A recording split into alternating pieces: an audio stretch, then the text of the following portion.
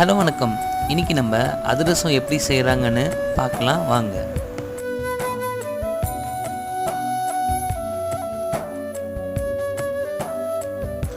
இப்படி ஃப்ரை ஆகிற அதிரசத்தை நல்லா அந்த ஆயிலெலாம் பிழிஞ்சிட்டு அப்படியே சூடாக சாப்பிட்டோன்னு வச்சுக்கோங்களேன், மழைக்கு வேறு லெவலில் இருக்குங்க.